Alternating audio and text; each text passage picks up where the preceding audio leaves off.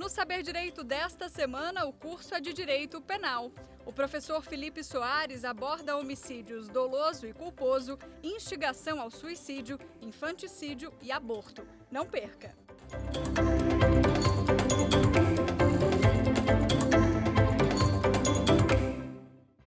Caros ouvintes, sejam bem-vindos novamente ao curso Saber Direito. Hoje daremos continuidade ao nosso programa de crimes contra a vida, onde ministrarei aqui a nossa quarta aula. Nessa aula, lembrando que na primeira, na segunda e na terceira aula estudamos o crime de homicídio, tanto na modalidade dolosa quanto culposa, e nesta aula estudaremos o artigo 123 do Código Penal, que diz a respeito do induzimento, instigação ou auxílio ao suicídio. O dispositivo diz induzir ou instigar alguém a suicidar-se ou a praticar automutilação ou prestar-lhe auxílio material para que o faça. Esse é o tipo penal do artigo 123, onde estudaremos aqui os seus devidos elementos. Como introdução a esse crime, é importante esclarecer que o suicídio ou a tentativa do suicídio não configura crime. Por mais que repudiado ou muitas vezes não aceitável socialmente, não é crime. Aquela pessoa que tenta contra a sua própria vida não comete crime. Só comete crime aquele terceiro que de alguma forma auxilia, instiga ou induz essa pessoa para que assim o faça. Então, só deixando este esclarecimento, que a pessoa que comete o suicídio não comete crime. Quem comete crime é a pessoa que ali auxiliou, instigou, induziu. A classificação doutrinária deste crime. Ele é um crime comum, ou seja, ele pode ser praticado por qualquer pessoa contra qualquer pessoa. Não há um agente, um sujeito ativo, um sujeito passivo específico, como será o caso do próximo crime de infanticídio que estudaremos ainda nesta aula. O crime é simples, ou seja, ele apenas atinge um bem jurídico tutelado em específico, qual seja a vida. É um crime que atinge apenas o bem jurídico, é o único que seria a vida da pessoa. O objeto material para que se ocorra esse crime é a própria vítima, ou seja, sem a vítima não é possível acontecer o crime, pois não se trata aí de um crime de mera conduta, por exemplo, mas sim de um crime material. Então, é necessário o objeto material. O elemento subjetivo é o dolo. E não existe previsão legal na lei para que aquela pessoa que instigue, auxilie ou de alguma forma haja ali para que a vítima se suicide. O agente não poderá responder se ele assim agir de maneira culposa, pois, como eu disse na aula passada, por uma questão de política criminal, a modalidade culposa só pode ser prevista naqueles crimes específicos em que a própria lei expressamente dizer. E no caso deste crime que estamos estudando aqui, não há essa previsão, pois não há aí o elemento necessário, por uma questão de política criminal legislativa, o legislador não optou por colocar essa modalidade nesse crime. Então, o agente só pode ser punido pela culpa, pelo dolo. Se de alguma forma ele agir com culpa, ele será inocentado do crime e não poderá ser responsabilizado.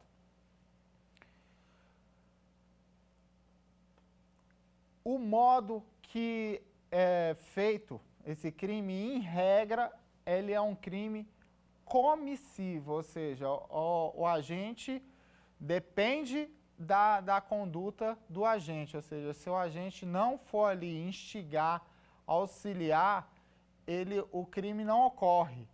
Mas também é possível, como veremos aqui, a possibilidade omissiva, ou seja, por algo que o agente deixou de fazer, a vítima veio a se suicidar e que se assim ele o fizesse, teria impedido que a vítima se suicidasse. Mas nesse caso é uma omissão imprópria, ou seja, só pode ser feita pelo aquele sujeito ativo garantidor da situação, ou seja, o agente tem que ter o dever de garante. Vamos supor que a mãe tem o dever garantidor de cuidar da filha, e se ela, sabendo da situação da filha, não agiu de alguma maneira a evitar o suicídio da filha, ela pode se responsabilizar pela omissão. Mas lembrando que no caso de omissão, há uma omissão imprópria, ou seja, só pode ser feita pelo agente garantidor, como eu ainda irei explicar aqui melhor para vocês essa situação.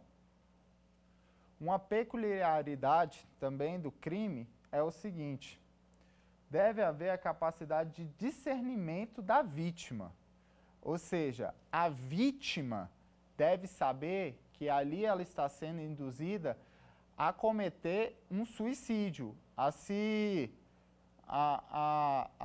atentar contra a sua própria vida.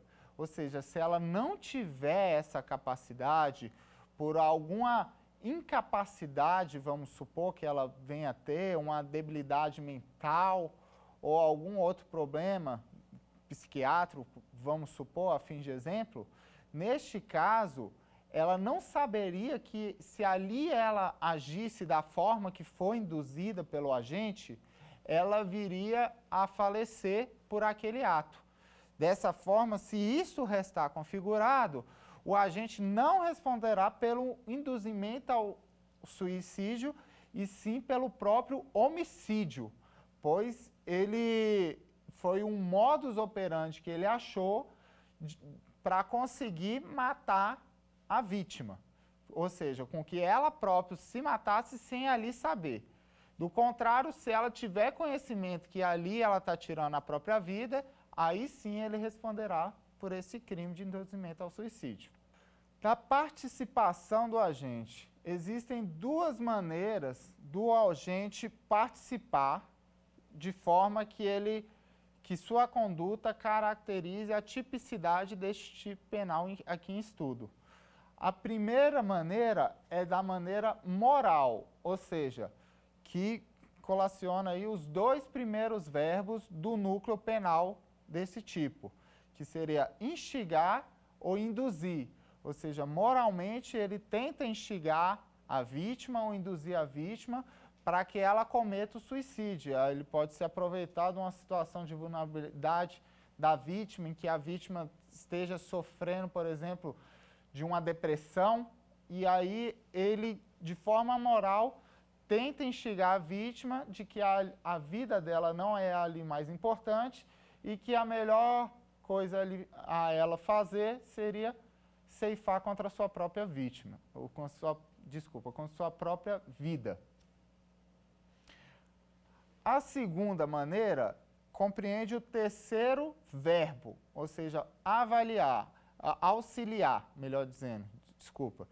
Então, quando ele auxilia, ele está agindo não de maneira moral, mas sim de maneira material, ou seja, ele está auxiliando a vítima com não com os equipamentos, mas sim de como ela poderá conduzir os objetos necessários para que ela consiga retirar sua própria vida. Ou seja, se o agente, de alguma forma, participa da execução, ou seja, auxilia a vítima com a execução, tentando, às vezes ele fala, se pendura na forca que eu abra a tampa, para você cair na forca e falecer. Ele participou aí da execução. Se ele participar da execução, ele não está auxiliando, mas sim participando. Nesse caso, ele responderá pelo crime de homicídio em si, pois se não fosse a conduta dele, a vítima não teria morrido, ou seja, ele teve participação direta na execução para que a vítima viesse a morrer. Agora, se ele auxilia dizendo, caso você queira se matar, existe a forca, é só você amarrar o seu pescoço na forca e puxar a alavanca. Se você fizer isso, você vai se matar. Nesse caso, ele auxiliou materialmente, ou seja, ele explicou para a vítima como funciona o mecanismo material para que ali ela consiga o resultado da sua própria morte. Lembrando, repetindo, que se ele de alguma forma participar da execução, ele foge da tipicidade penal do artigo 122, que estamos aqui estudando, e responderá pelo crime de homicídio. Temos aqui também a possibilidade da consumação do crime e da tentativa do crime. Para isso é interessante repetir aqui o que diz a lei. Induzir ou instigar alguém a se suicidar-se ou praticar automutilação ou prestar-lhe auxílio material para que sim o faça. Parágrafo 1º. Se a automutilação ou a tentativa de suicídio resulta em lesão corporal de natureza grave ou gravíssima, nos termos do artigo 129, parágrafo 1º e 2º, que diz o que é lesão corporal grave e o que é lesão corporal gravíssima. Não vamos entrar aqui nas hipóteses, pois não é objeto do nosso estudo. E o suicídio se consuma da automutilação quando resultar na morte. Ou seja, da consumação e da tentativa, voltando aqui, a consumação ela é feita quando o resultado morte acontece.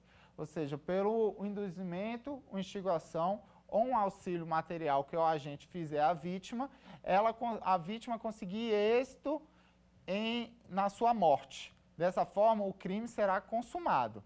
Agora, vamos supor que o agente auxilia a vítima dizendo que se ela se jogar da janela, como ela estaria ali no 3º andar, seria suficiente para ela morrer.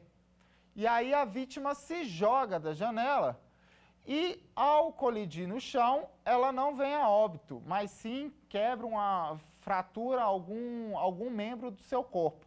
Nesse caso, o agente não responderá pela consumação, mas sim pela tentativa do homicídio.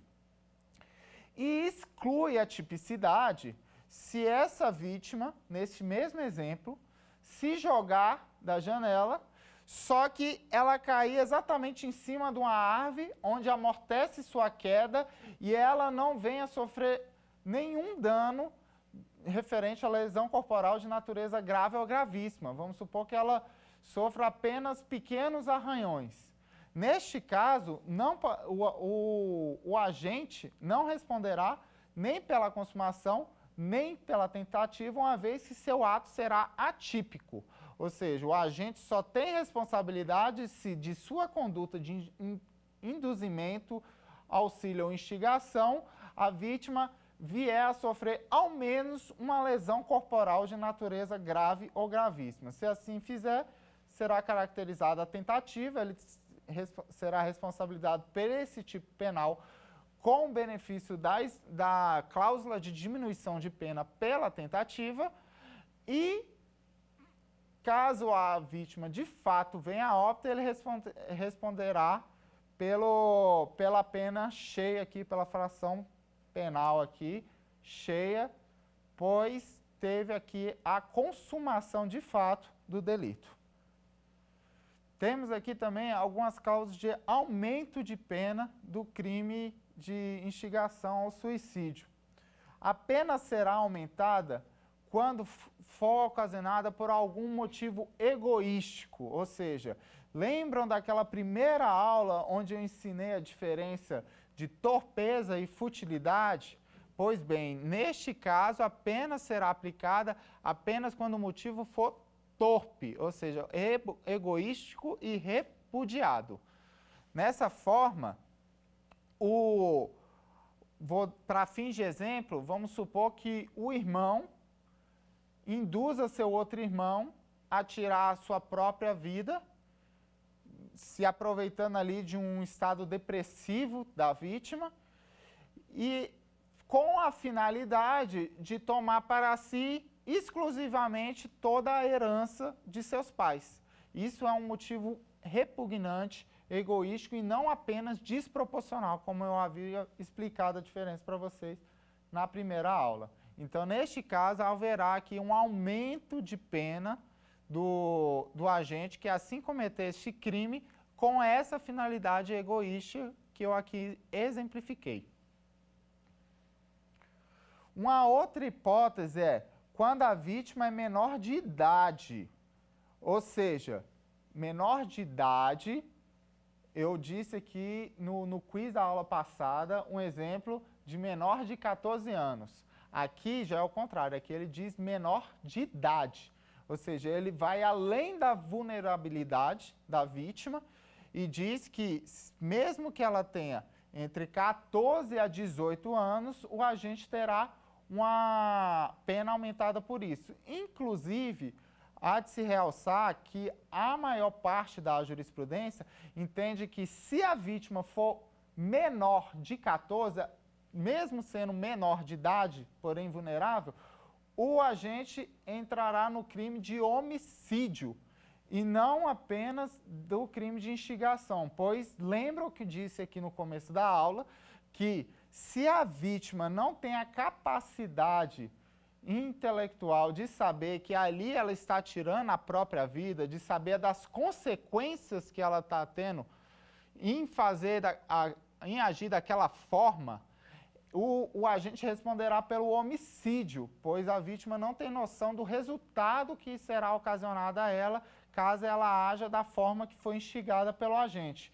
Pois bem, a doutrina se ampara nesse entendimento, a doutrina e a jurisprudência, que defende esse posicionamento, se ampara neste entendimento para dizer que o menor de 14 anos é vulnerável. Então, é presumido que ele não tenha as reais consequências do resultado que lhe será causado caso ali haja conforme induzido pelo agente, ou auxiliado ou instigado.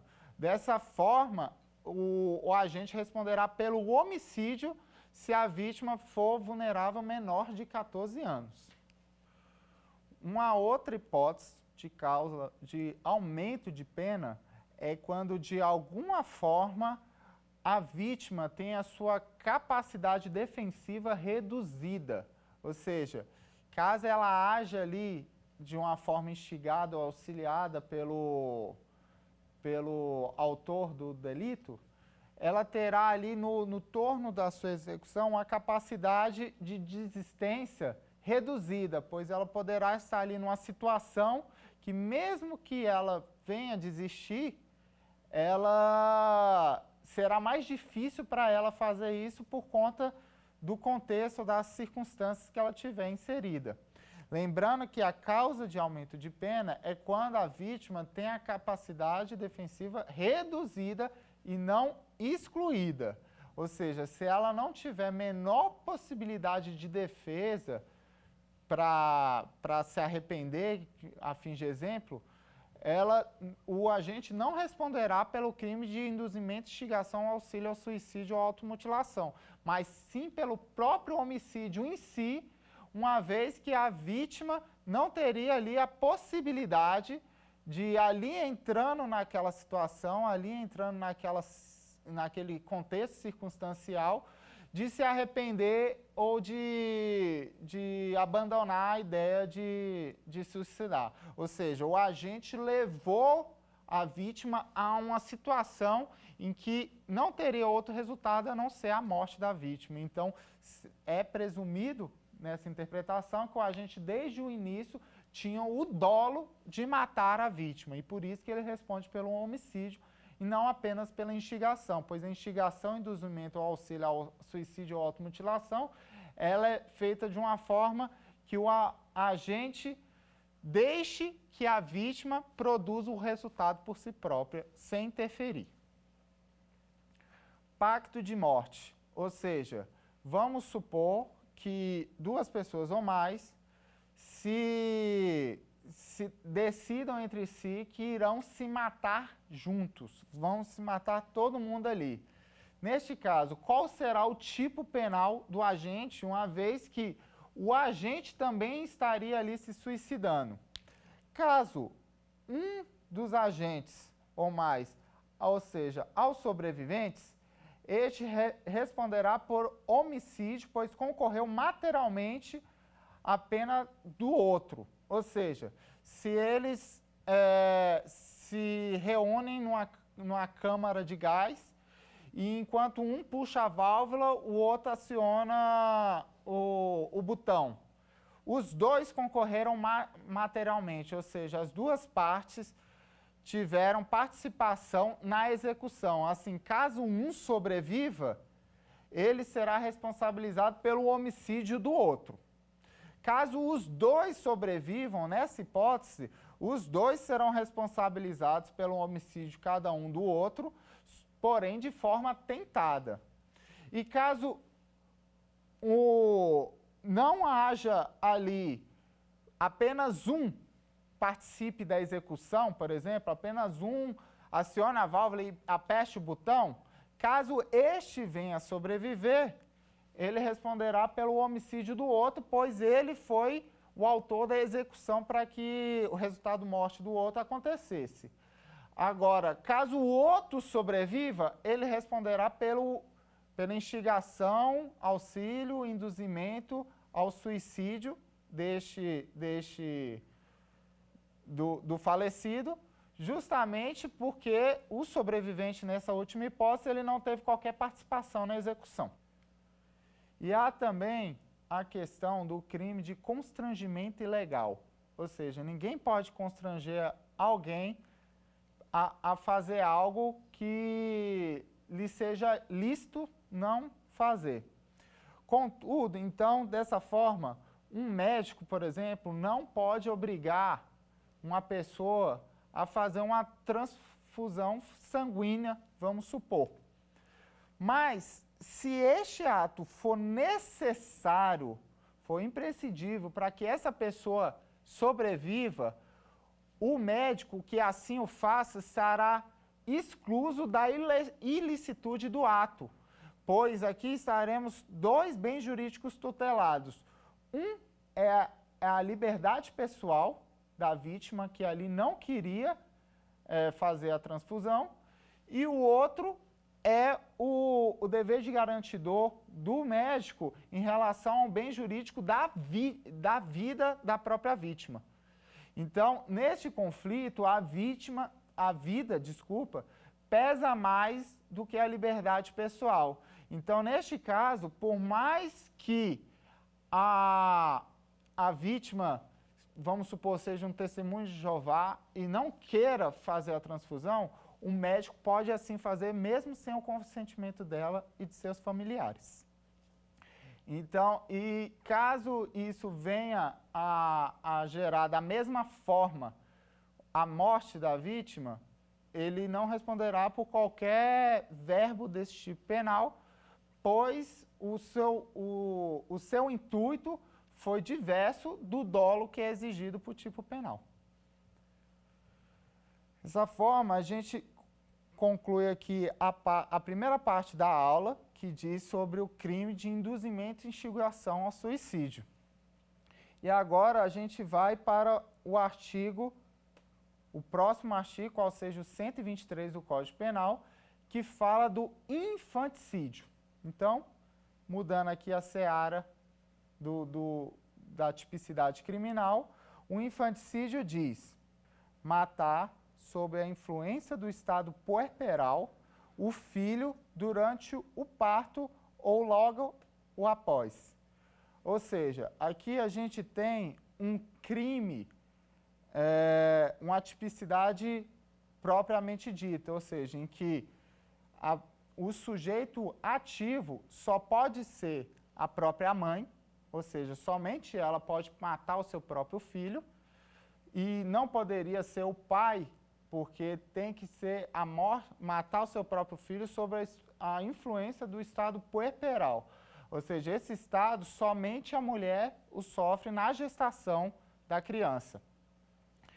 E o sujeito passivo é o próprio filho, que pode ser ali um feto ou um neonato, recém-nascido. O objeto material é o filho, ou seja, é um crime material que se consuma com resultado, e para que haja consumação, então, é necessário um objeto material, ou seja, sem esse objeto não é possível consumar o crime. Neste caso, o objeto material é o filho. O bem jurídico tutelado é a vida, continua sendo um crime simples, pois o bem jurídico tutelado é apenas a vida. E o momento, há uma questão de tempestividade que é dito no tipo penal que eu acabei de ler para vocês. Ou seja, o momento tem que ser durante o parto ou logo após o parto.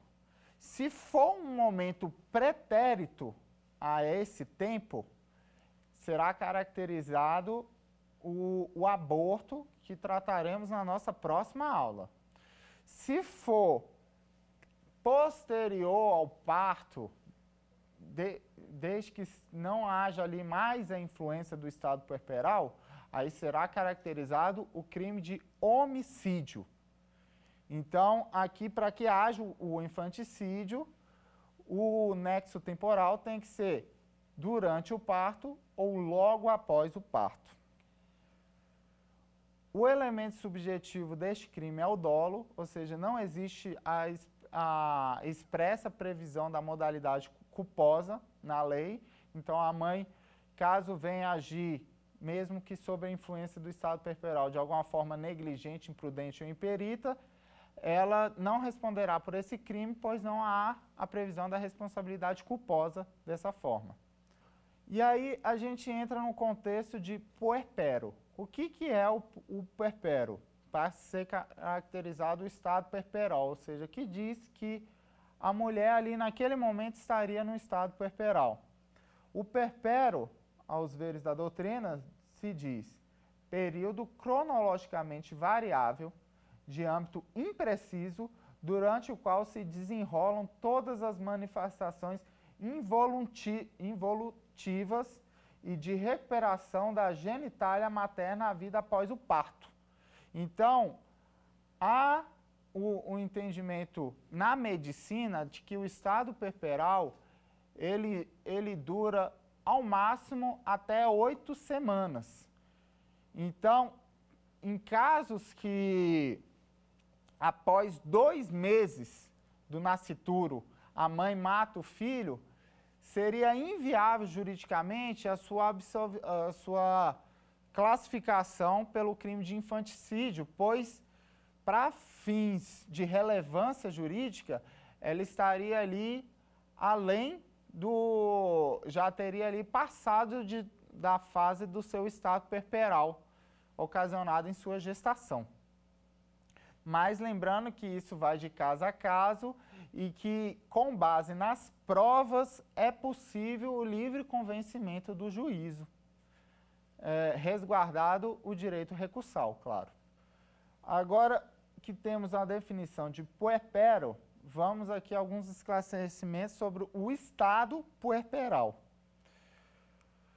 O estado puerperal, ele tem um critério fisiopsíquico ou biopsíquico que incide no agente, no caso, na mãe, tendo como consequência um sentimento ruim quanto ao seu próprio filho, de modo que seja difícil o seu controle reversivo. Ou seja, a pena ela é classificada no infanticídio, uma pena bem abaixo do homicídio, justamente pela presunção de que a mãe, ali ao agir sob a influência do estado puerperal, ela agiu de forma, muitas vezes, involuntária, pois o puerpério em si, no seu corpo, ocasionou esse estado puerperal que teve como consequência um sentimento que, muitas vezes, ela não tem deste controle. Então, há um entendimento jurisprudencial no seguinte sentido: Até que se prove o contrário, a mulher, após o parto, tem perturbações psicológicas e físicas, muitas vezes normais, ou seja, o estado puerperal muitas vezes é normal. Mas, quando intensas, causa um enorme distúrbio que a mulher pode vir a eliminar o seu neonato em consequência. Então, às vezes, por mais que sabemos aqui que o estado puerperal é algo normal da gestante, esse estado puerperal tem certos níveis de gravidade. E quando intenso, justifica o cometimento do infanticídio. Então, por isso que a previsão do tipo penal é outra, com a pena menor, justamente, como eu já disse, por presumir que muitas vezes se trata de um ato involuntário da gestante. Lembrando que desses níveis de gravidade, caso se comprove, muitas vezes por laudo médico, que o nível de gravidade extrapolou o máximo que poderia alcançar, a gestante é tratada como inimputável. Isso ocasiona uma excludente de culpabilidade em que não se consegue demonstrar juridicamente a vontade e a consciência que a gestante tinha para poder agir daquela forma. E uma vez, como eu disse lá no início da primeira aula, pela teoria tripartida, caso não haja o elemento da culpabilidade, não existe crime. Da prova pericial, ou seja, do laudo médico que comprove que a mulher ali estava em estado puerperal. Há uma divergência doutrinária, ou seja, que parte do entendimento se dá no sentido de que isso é algo presumido que ela tivesse no estado puerperal, ou seja, se ela cometeu o ato contra o próprio filho no momento do parto ou logo após,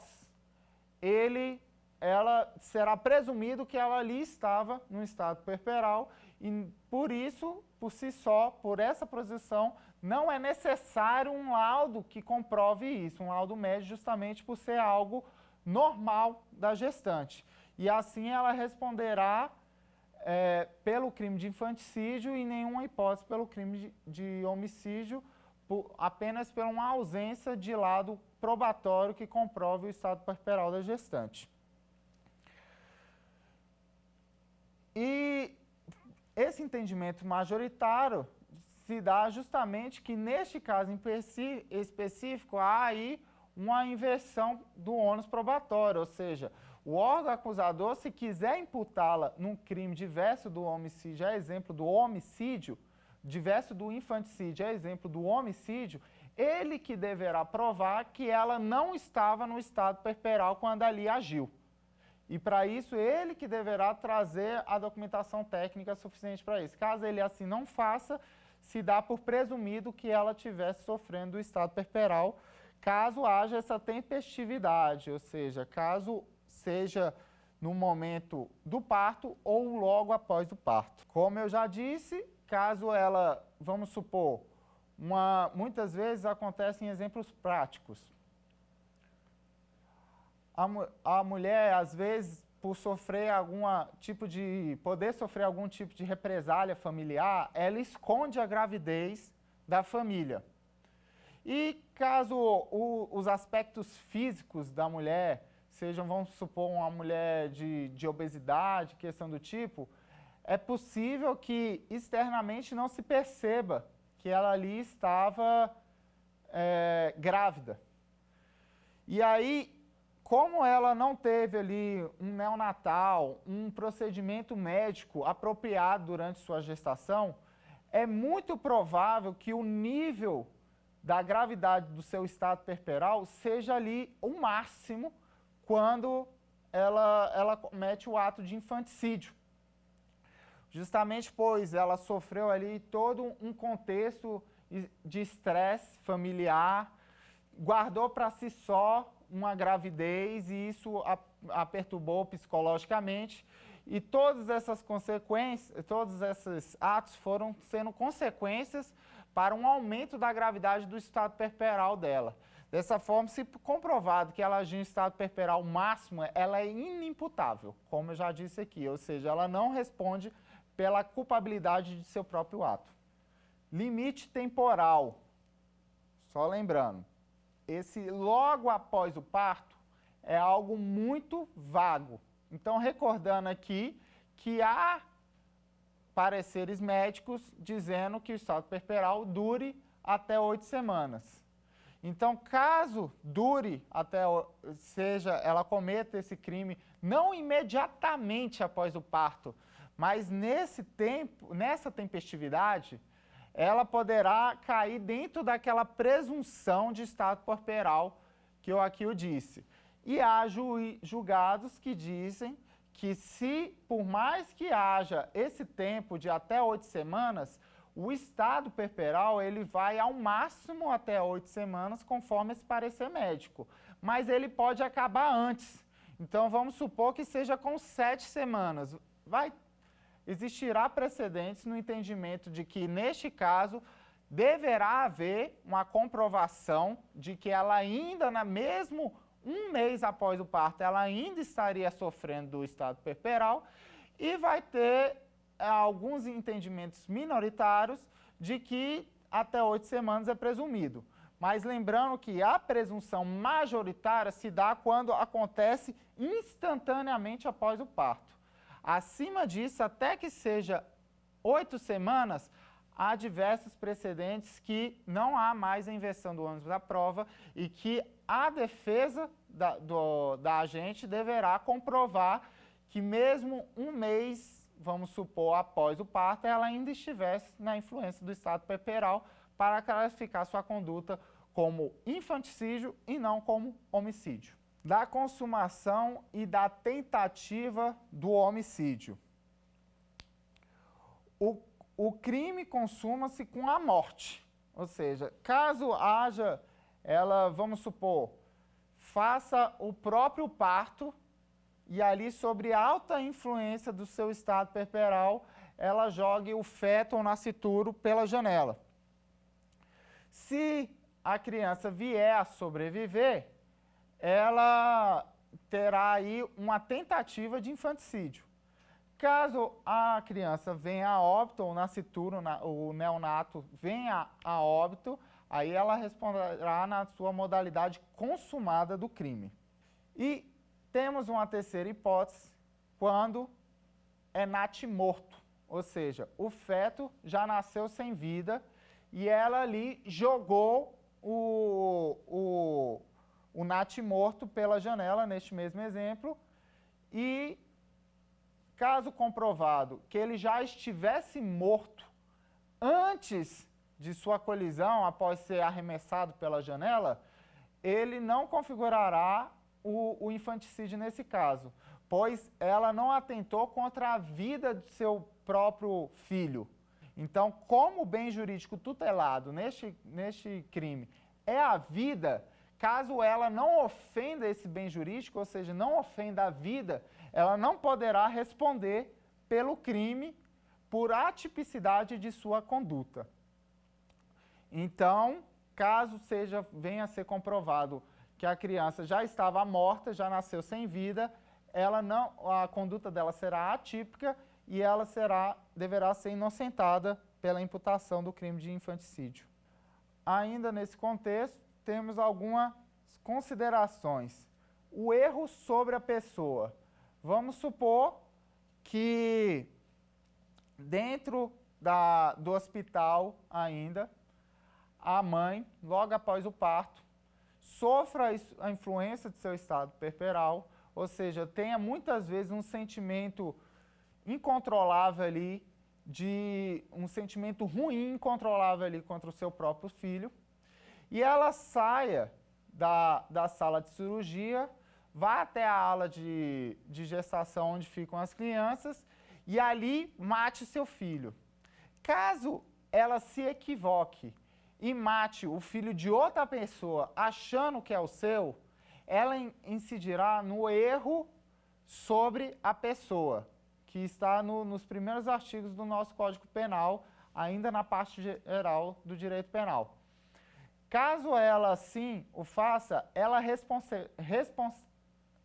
se responsabilizará como pelo ato que ali ela tivesse a intenção, ou seja, ela se responsabilizará como se tivesse cometido um infanticídio contra seu filho, pois o intuito dela se deu nas circunstâncias do infanticídio e não do homicídio, e por uma questão de erro sobre a pessoa, ela acabou por atingir a pessoa diversa. Então, ela responde pelo seu intuito e não pelo resultado da pessoa diversa, mas sim pelo resultado do seu intuito. E, da mesma forma, existe uma outra peculiaridade aqui que é importante realçar, que na segunda fase da dosimetria, a pena será agravada se o agente comete o crime contra seu ascendente ou contra o seu descendente. No caso do homicídio, não poderá ser aplicado esse agravante, pois senão será caracterizado novamente o bis in idem, ou seja, a dupla punição pelo mesmo ato, pelo mesmo fato. Por quê? Porque tratamos aqui de um crime propriamente dito, em que o sujeito passivo necessariamente deverá ser o filho, ou seja, não tem outra possibilidade de o crime de infanticídio acontecer sem que seja contra o descendente da agente.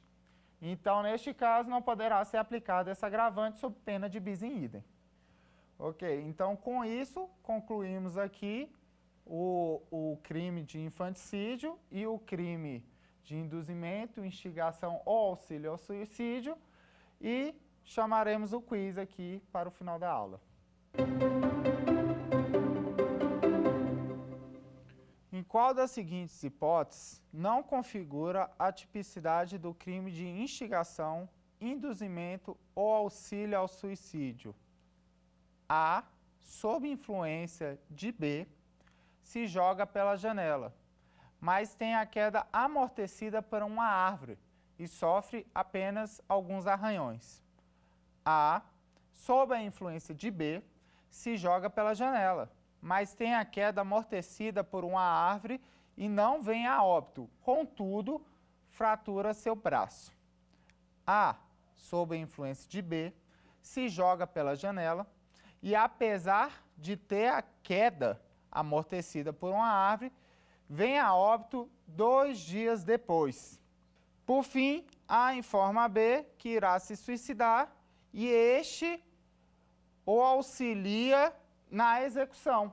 Então, a resposta correta aqui ficaria a, pois ela não configura a tipicidade do crime, uma vez que ele sofreu apenas alguns arranhões.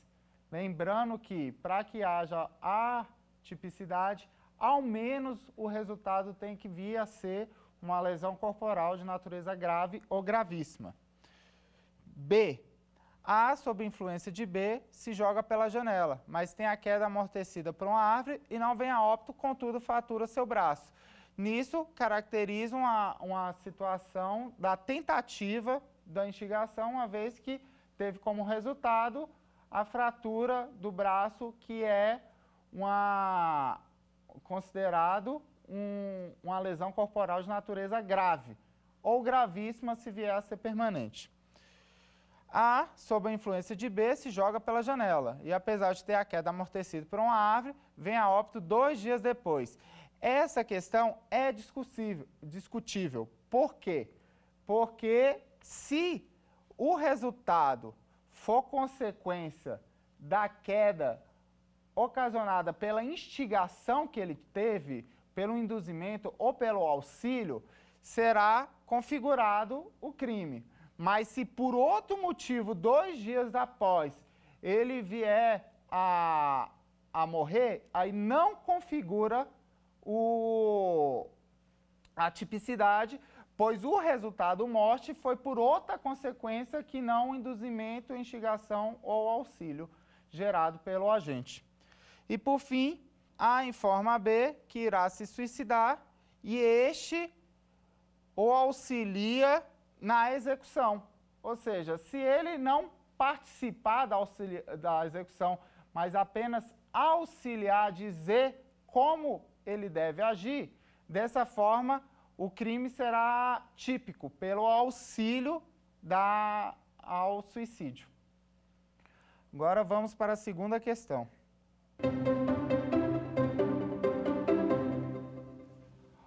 Olga instiga sua filha, menor de 14 anos, a se suicidar, a qual, assim fazendo, não possui êxito na tentativa, mas acaba por fraturar seu braço. Neste caso, qual o crime cometido por Olga? Letra A, infanticídio. Letra B, por nenhum crime. Letra C, lesão corporal. Letra D, induzimento, instigação ou auxílio ao suicídio.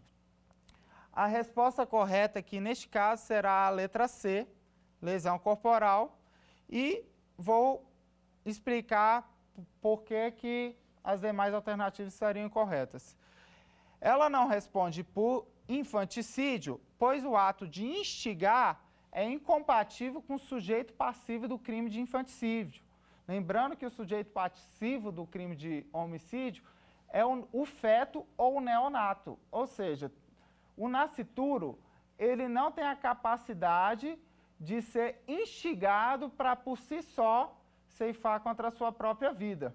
Então, por mais que ela seja menor de 14 anos, por mais que ela tivesse uma idade de vida compatível com até 8 semanas, ela também não seria possível ser instigada. Induzimento, instigação ou auxílio ao suicídio.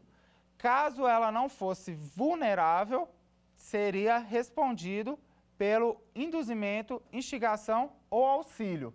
Mas como ela é vulnerável, se pressupõe que ela não tenha o discernimento, que um menor de 14 anos não tenha o discernimento do resultado que lhe será ocasionado ao assim agir da forma induzida, instigada ou auxiliada pela vítima, e, portanto, presume-se que ela não saberia que cometeria suicídio dessa forma ou automutilação. Então, neste caso, não caberá induzimento, instigação, auxílio ao suicídio aos menores de 14. Então, a conduta seria atípica, ela não responderia por nenhum crime. A resposta também estaria errada, pois ela responde pelo resultado do crime. Como a filha veio a sofrer resultado de lesão corporal, fraturar seu braço, ela responde pelo resultado que veio a obter a vítima, que no caso seria lesão corporal. Lembrando apenas que também existe o entendimento de que, neste caso, como a filha é menor de 14 anos, como eu bem expliquei aqui na aula,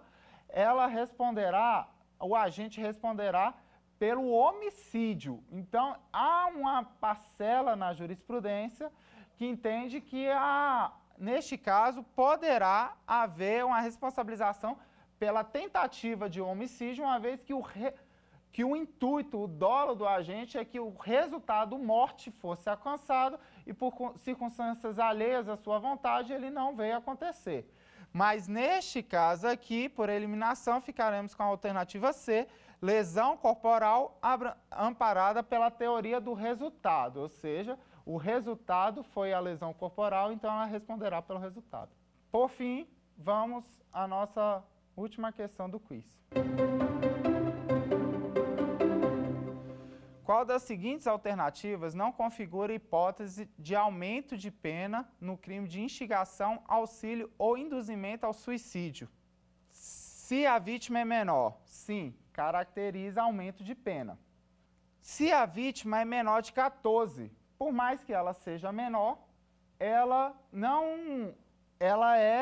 tem um estado vulnerável. Então, como eu já disse aqui na questão anterior, não entraria na tipicidade do induzimento, instigação, auxílio ao suicídio, mas sim do próprio homicídio, uma vez que, presumidamente, ela não teria a capacidade de discernir que o resultado que ela viesse a se consequentizar por ato do agente. quando praticado por motivo egoístico. Sim, esse aqui é aumento de pena. Como eu disse, a torpeza. Se for por algo torpe, aumentará a pena. Quando o crime é praticado por coordenador de rede virtual. Isso ainda é uma hipótese de qualificação da pena, trazida pela lei dos crimes cibernéticos, mas não uma cláusula de aumento da pena. Então, a resposta correta é a letra B. E com isso, concluímos aqui a nossa 4ª aula do nosso curso de crimes contra a vida, terminando aqui pelo induzimento, instigação ou auxílio ao suicídio ou automutilação e concluindo também do crime de infanticídio. Na próxima aula, trataremos do crime de aborto. Até breve, obrigado.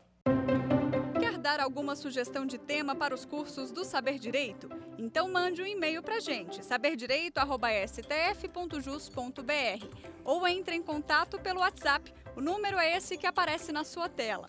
Você também pode estudar pela internet. Acesse nosso site tvjustiça.jus.br ou pode rever as aulas no canal do YouTube TV Justiça Oficial.